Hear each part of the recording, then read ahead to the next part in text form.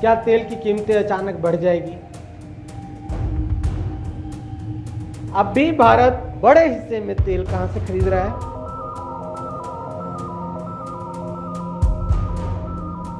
जो कच्चे तेल की मार्केट है, कच्चे तेल की दाम में बढ़ोतरी अंतर्राष्ट्रीय मार्केट में यदि $10 भी होती है, 2,20,000,000 टन कच्चा तेल भारत जो है वो इंपोर्ट करता है। अब ईरान ने जो गलती, तेल बाजार के अंदर तेल की कीमतें कैसे तय हुई? ईरान इजराइल की लड़ाई के बाद भारत के अंदर तेल की कीमतों में वृद्धि हो जाएगी? क्या तेल की कीमतें अचानक बढ़ जाएगी? क्या तेल बहुत महंगा हो जाएगा? ऐसे कई सवाल हर मन में उठने शुरू हो चुके हैं, उठना जायज़ भी है। कारण क्या है कि कच्चे तेल के उत्पादन में ईरान का भी नाम आता है और ईरान कच्चे तेल के उत्पादन के साथ साथ नेचुरल गैस के उत्पादन का भी केंद्र है और इसके साथ ही वहाँ पर केसर और ड्राई फ्रूट्स लाइक पिस्ता, खजूर, इन सब चीज़ों का भी बड़ी संख्या में उत्पादन होता है। अब ऐसे में हर किसी का ये बहुत क्वेश्चन जायज़ हो जाता है, क्योंकि लगातार जिस तरह इजराइल की ओर से उनके कच्चे तेल के उत्पादन क्षेत्र में या भंडारण क्षेत्र में लगातार हमले किए जा रहे हैं, तो ऐसे में हर मन में ये सवाल उठना तय है कि क्या तेल की कीमतों में वृद्धि होगी। तो उसके लिए कुछ काम हमने किया, कुछ रिसर्च हमने किया, कुछ डाटा इकट्ठा किया, उसके आधार पर आज बातचीत करेंगे। अब ईरान ने जो गलती की, ईरान को उसकी गलती की सजा बखूबी इजराइल दे रहा है। इजराइल के समर्थन में ही G7 की समिट को छोड़ करके अमेरिका के राष्ट्रपति डोनाल्ड ट्रंप वाशिंगटन पहुंच गए और उन्होंने यह भी कह दिया कि मैं सीज फायर के लिए नहीं जा रहा हूं। ईरान को उसकी गलती का खमियाजा भुगतना पड़ेगा, एक निर्णय तक पहुंचना पड़ेगा। वो निर्णय क्या हो सकता है, इस पर तो अभी तक संशय है और सस्पेंस ही बरकरार है। मगर ये बात बड़ी तेजी के साथ हो गया कि अंतर्राष्ट्रीय मार्केट के अंदर, तेल बाजार के अंदर तेल की कीमतें कैसे तय हुई। इस वक्त मैं आपको एक भारत का छोटा सा रिसर्च बताता हूँ कि यदि भारतीय बाजार के अनुकूल अगर मैं बात करूँ तो अंतर्राष्ट्रीय मार्केट में कच्चे तेल के दाम की बढ़ोतरी में $1 का इजाफा होता है तो भारत को $12,000 उसके इंपोर्ट पर खर्चा उठाना पड़ता है।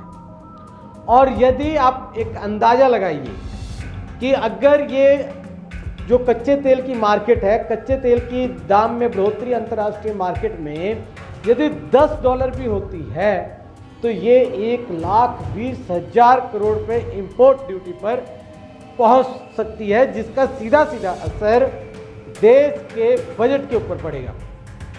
और ये डायरेक्ट लिंक्ड नहीं है, इसमें भारतीय सरकार का भी कुछ हिस्सा है टैक्स के रूप में, स्टेट गवर्नमेंट्स का भी कुछ हिस्सा है। तो ये सरकार तय करेगी कि कैसे उसने इसके उतार चढ़ाव को बैलेंस बना के रखना है, मेंटेन करना है। परंतु इस वक्त आपके मन के अंदर ये सवाल उठ गया होगा कि अभी तक भारत कितने मिलियन टन जो है ये तेल जो है इंपोर्ट कर रहा है। तो उसके लिए मैं बता दूं कि 2,20,000,000 टन कच्चा तेल भारत जो है वो इंपोर्ट करता है। मैं 2,20,000,000 टन की बात कर रहा हूँ। 7 बैरल का 1 टन बनता है। अगर एग्जैक्ट बात करें तो 7.33 उसका 1 टन बनता है और 2,20,000,000 टन इंपोर्ट भारत कर रहा है। तो इस तरह से आप अंदाज़ा लगाइए। परंतु इस वक्त यह कहना बिल्कुल सही है कि भारत ईरान से कच्चा तेल नहीं खरीदता। अमेरिका के द्वारा 2019 में ईरान पर लगाए गए प्रतिबंधों के कारण अब भी भारत बड़े हिस्से में तेल कहाँ से खरीद रहा है? रूस, सऊदी अरब, इराक, UAE और अमेरिका, ये 5 बड़े देश हैं जिनसे भारत कच्चा तेल खरीद रहा है। पर रसिया भी यूक्रेन के साथ युद्ध में लगा हुआ है और बड़े लंबे समय से। और जब से उसने यूक्रेन के साथ युद्ध शुरू किया तब से उसने भारत के साथ तेल की जो व्यापार है उसकी कीमतों में कटौती की। परंतु ओवरऑल अगर हम बात करें तो ये बात तय होती है कि रसिया को भी तो पैसों की जरूरत पड़ेगी ना।